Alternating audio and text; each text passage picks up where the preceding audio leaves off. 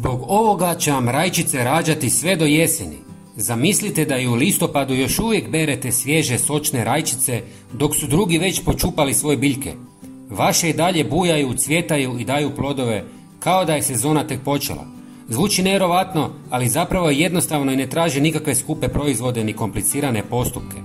Jedna od najvećih grešaka koju mnogi vrtlari naprave je prestanak njege rajčica čim se pojave prvi plodovi.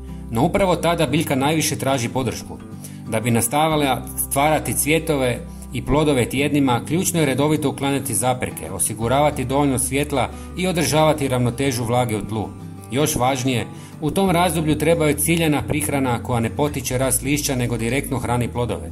Uz pravi pristup, rajčice mogu rađati sve do prvih mrazeva, i to snažno, obilno i bez znakova umora.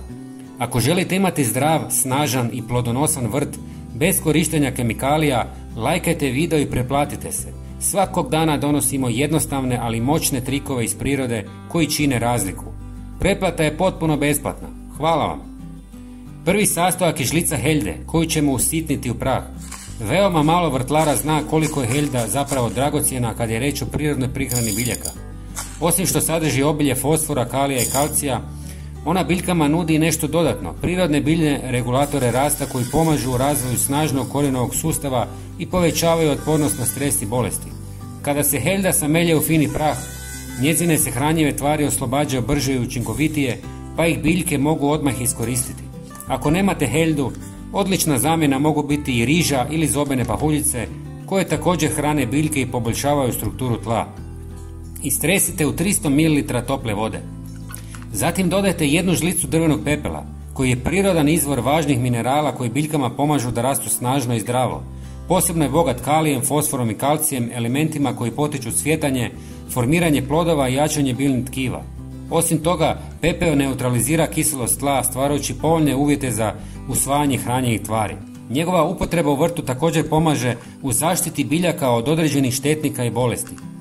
Ovo ostavite da odstoji 24 sata i zatim procijedite. Dodati ćemo još 2 sastojka. Zatim dodajte 100 ml sirutke, koja je često zanemarena, a zapravo izuzetno vrijedni saveznik svakog vrtlara koji želi da mu rajčice plodonose što dulje.